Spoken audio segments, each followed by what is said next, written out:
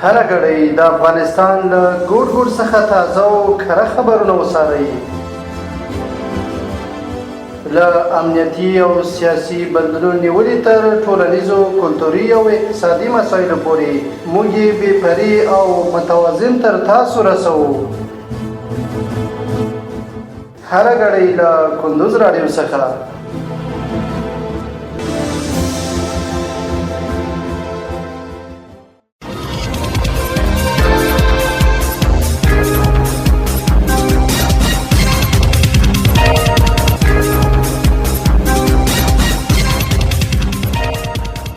سلامونه او وخت مو په خیر. پام راوړم د کندوز رادیو د دې ساعت مهمو وروستۍ خبرونو ته. نن یک شنبه د زمری 15 نیټه ده چې د 2025م کال د جولای له 20مې نیټې سره سمون لري. روانه خبري غړي درته زه عبدالجلیل احساس وړاندې کوم. خو په پیل کې هم د څو مهمو خبرونو سرټکي.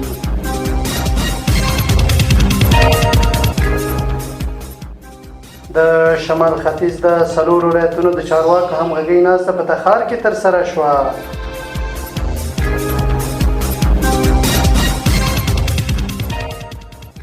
د بغلان برېښنا ریاست په دریو میاشتو کې 204 میلیونه افغانیو عواید راټول کړي.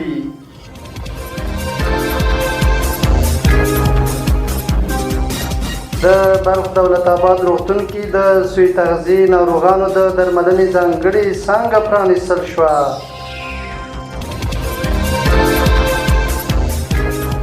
او کمبودیا د تایلند سره بې شرطه اوربند غواړي او د خبرو لارې د شخړې ختمولو ژمنه لري. اوس هم بشپړ خبرونه.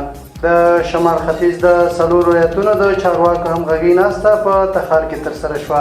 په تخار ولایت کې د هیواد د شمال ختیځو څلورو ولایتونو د سیمهییزو چارواکو ترمنځ د همغږۍ ناسته ترسره شوه چې موخه یې د حکومتولۍ ښه والي او د خلکو ستونزې ته مؤثره رسېدنه وه.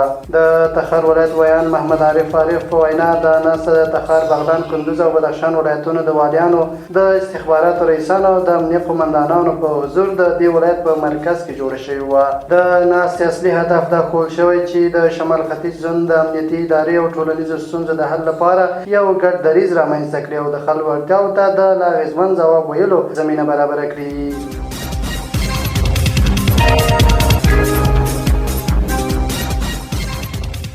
د بغلان برېښنا ریاست په دریو میاشتو کې 240 میلیونه افغانۍ عواید راټول کړي.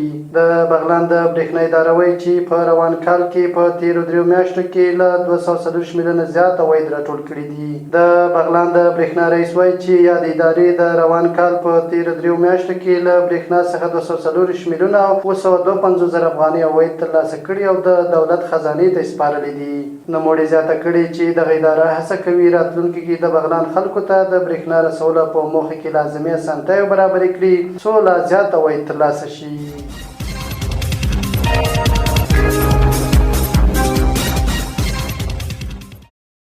د بلخ دولت آباد روغتون کې د سوی تغذي ناروغانو د درملنې ځانګړې څانګه پرانیستل شوه. په بلخ ولایت کې د دولت آباد ولسوالۍ په 50 بستریز روغتون کې یو ځانګړې برخه پرانیستل شوې چې هلته د سوی تغذي ناروغان درملنه کیږي. دا برخه د ملګرو ملتونو د نړۍ د خوړو د برنامې لخوا په $100,000 جوړه شوې او ښه طبي سامانونه لري.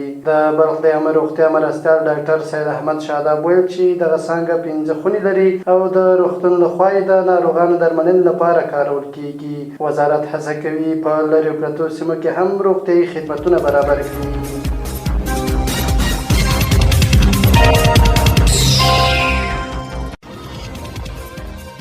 او وروستی خبر دا چې کمبودیا د تایلند سره بې شرطه اوربند غواړي او د خبرو لارې د شخړې ختمولو ژمنه لري.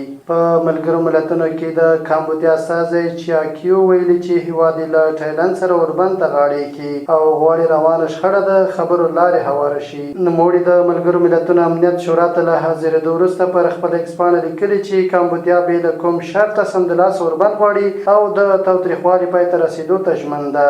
دغه څرګندونې داسې مهال کېږي چې د دواړو هیوادونو ترمنځ پر پوله وضعیت رنګېدلی شوی و او پرون یې دویم ځل لپاره یو پر بل د درنو وسلو بریدونه کړي دي.